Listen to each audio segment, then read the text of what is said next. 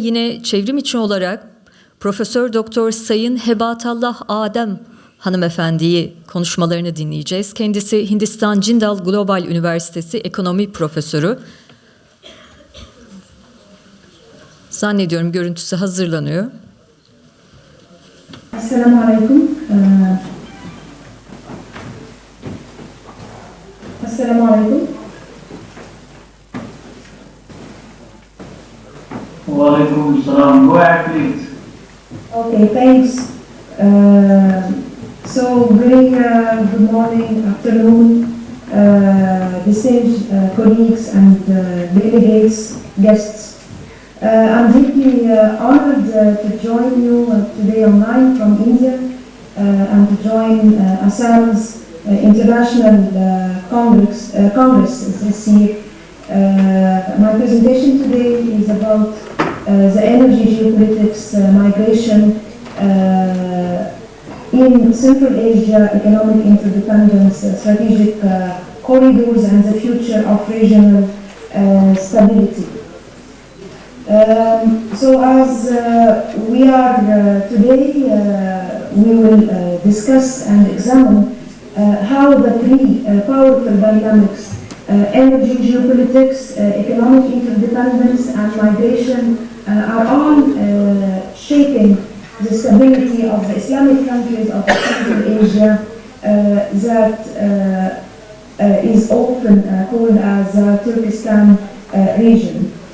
So now let's move to the introduction. In introduction, I'd like first to start to share some overview of the Central Asia region that actually stands at a historic crossroads. It is landlocked, but yet strategically placed between Europe, the Middle East, and East Asia. It is, of course, a very rich region in hydrocarbons and minerals, but the challenge here is that nations remain highly dependent on transit routes that are controlled by others. And one of the main aspects of the Central Asia region is that it is very rich of resources, natural resources, oil, gas, and uranium reserves. Of course, it has over 70 million people. So all this makes the region plays a pivotal role in the global trade and energy flows. But the problem here is that this strategic position also is showing that there is a challenge, that it exposes that the region is exposed to external influences from Russia, China, European Union, and the United States. So the main question of my topic is that can this interdependence be governed in a way that transcends sovereignty and development, or actually it will lead to a situation where it will deepen more the vulnerability in the region is facing. And this brings me to the first point that I want to highlight today, is that the region actually is facing what can be called the triple challenge. The first challenge is economic interdependence, where corridor-based development projects like the Trans-Caspian International Transport Route and China's Belt and Road Initiative creates both opportunity but also dependency. And the second challenge is the energy geopolitics, where control over pipelines and transit routes defines the political leverage.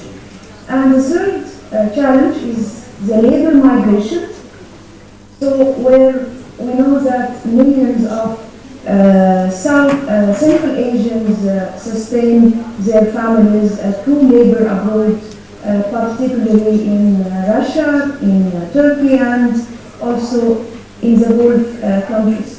So all these three factors, actually, they are interacting continuously, and sometimes they are reinforcing each other, and also they create risks that is challenging the status of the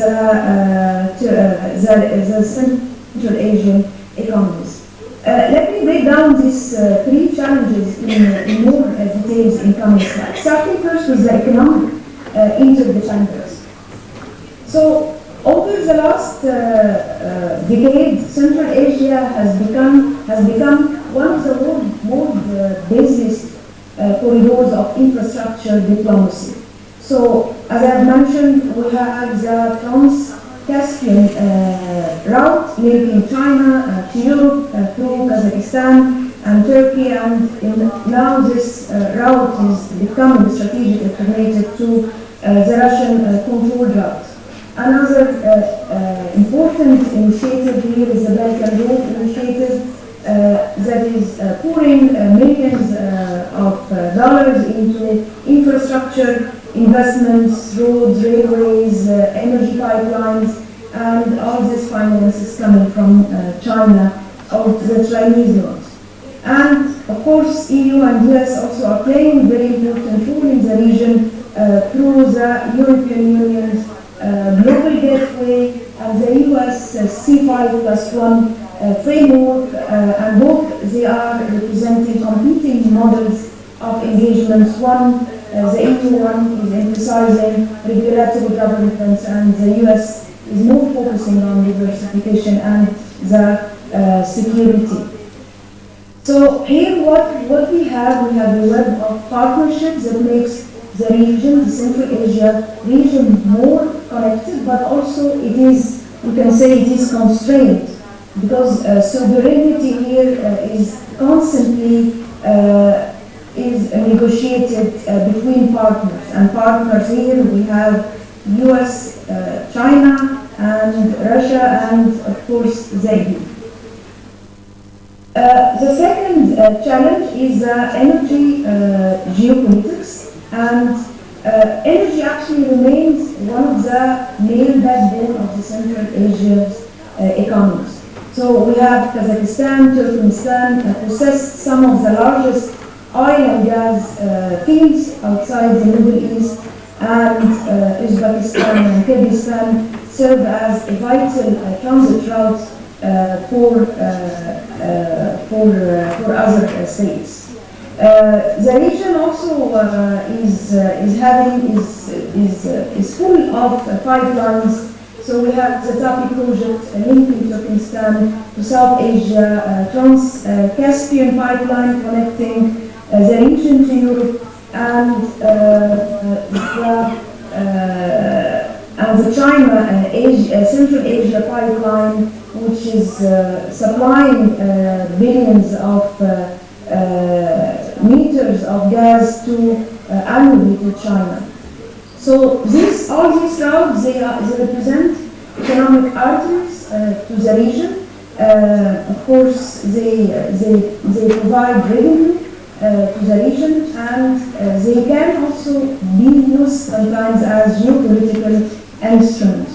So the control over these pipelines actually determines the influence, dependency, and of course ultimately the stability in the region. Also, another point to highlight related to the energy geopolitics is that we have to admit that there is a highest energy competition in the region from external players. So Russia seeks to maintain dominance over the inherited Soviet era pipelines. China, on the other hand, expanding the energy footprint via the long-term investments in the Belt and Road initiatives and other initiatives support that China is giving to countries in the region. European Union is developing alternative supplies to the China Belt and Road initiatives that I have mentioned before, and of course they are aiming to reduce the reliance on the Russian energy by doing so. So each actor that I have mentioned in the region, they are using different tools, and all this of course is having one single outcome, that there is a kind of struggle for control over Central Asia energy geography from the Eastern Gulf. The third challenge in our triple challenge is the migration. So, of course, alongside the energy, migration forms one of the main social lifeline for Central Asia. Why? Because we have the millions of workers from the countries in the regions, in Kyrgyzstan, Tajikistan, Uzbekistan, they are working abroad, primarily as I've mentioned in Russia, Turkey and the Gulf. Their remittances represent a high share of these countries' GDP, which has reached like 30% of Tajikistan and 25% of Kyrgyzstan.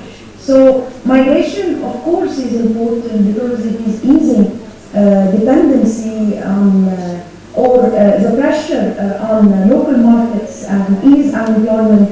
It also sustains families, but also it entails some economic vulnerability, because if the host countries, they are restricting migration for any reason, like for example what has happened during the COVID-19 pandemic, so all this will have negative impact on the entire national GDP and the livelihood of people and families living there. So migration here is a social phenomenon, but also we have to admit that migration also represents an economic and political factor that also is shaping the stability of countries in the region.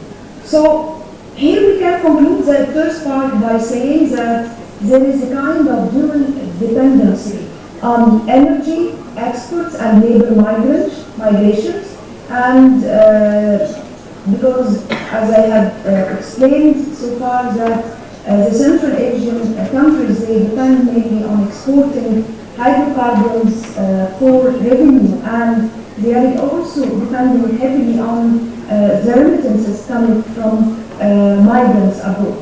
And on the other side, they are depending on importing manufactured goods from abroad. So this kind of model sustains short-term growth development, and it is preventing to open doors for diversification and a sustainable development growth model. So the income sources in Central Asian countries, we can say they are heavily externally controlled by external players.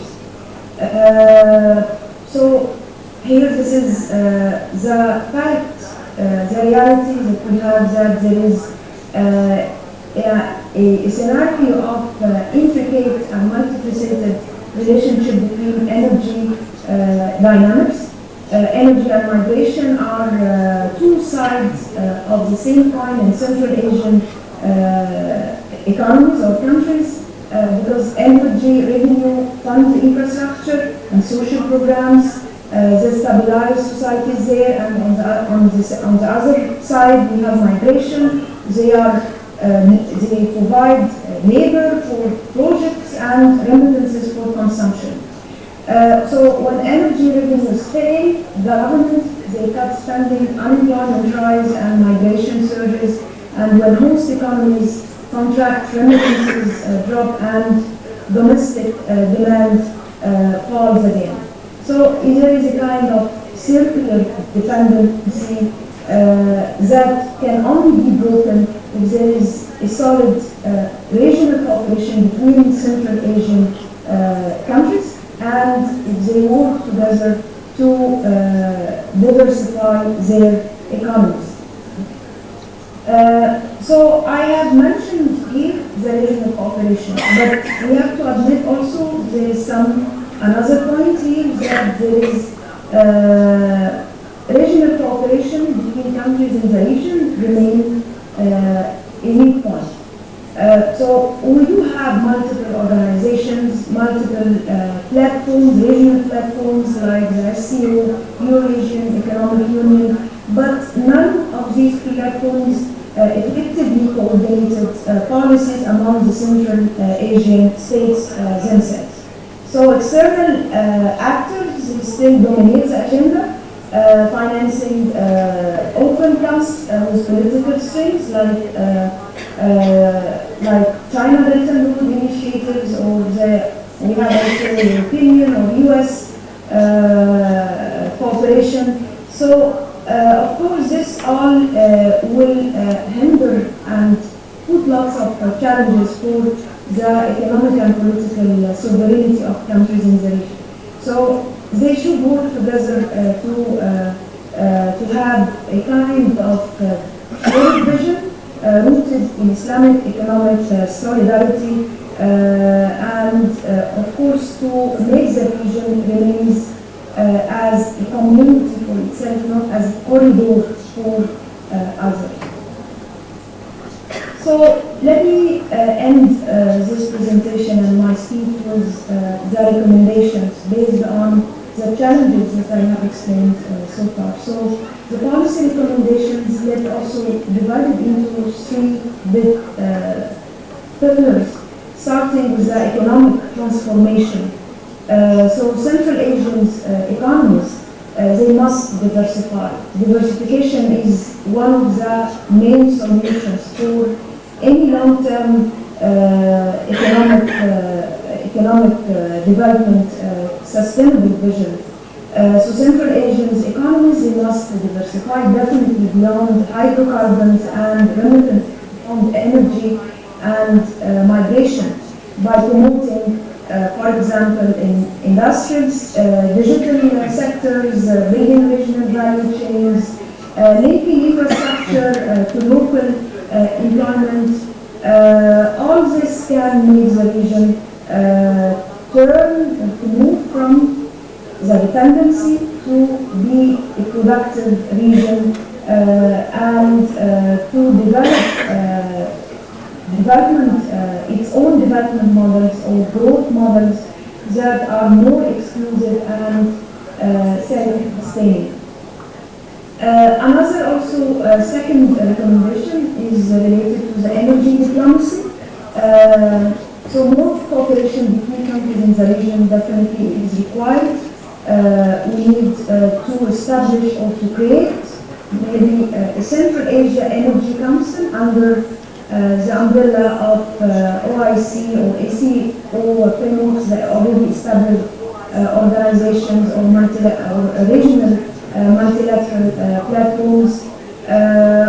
So this kind of body will can help in harmonizing energy prices, transit agreements, and investment standards. Also, there is a very important requirement to move or to develop green energy corridors with the help of the EU and the Islamic Development Bank, which can definitely help in turning Central Asia into a renewable energy powerhouse. Because the green energy is the future, not the heavy investments in hydrocarbons. It can be a point to unite countries in the region, and there are lots of cooperations that can be established here between the Central Asian countries. The third pillar is the migration governance. So migration should be treated not actually, I believe, as a symptom of weakness, but also it can be very strong potential of strength. Governments in the region should adopt a kind of labor mobility agreements similar to what EU and other regional integrations they do have. Protect migrants' rights, create reintegration programs for the returnees. Maybe also they can establish some kinds of investment funds for diaspora, for like bonds or entrepreneurship fundings, skill developments also in green technologies and digital inclusion. So also this will allow migrants to return as innovators, but not to return back to their own countries again as just laborers. So this is leading me to the final point, which is the conclusion. We need to have more partnership and less of dependency for the future of countries in the Central Asia. So stability in Central Asia depends on transforming that interdependence between the economic, energy and migration into real partnership. Economic, energy and migration policies must be integrated, not treated as isolated agenda, because they are actually interrelated and interdependent for the countries in Central Asia. Also, one of the main points here to highlight is that governance, of course, should be rooted on principle and ethics of Islam, justice and stewardship. And finally, countries in Central Asia must deepen their South and intra-Islamic cooperation, linking Central Asia to the Islamic countries, the other countries in the Islamic world by meaning, and the global South, to share knowledge, technology, and definitely solidarity. Thank you for your attention, and I would love that we stay connected, and of course it was a great pleasure to join you all today. Thank you.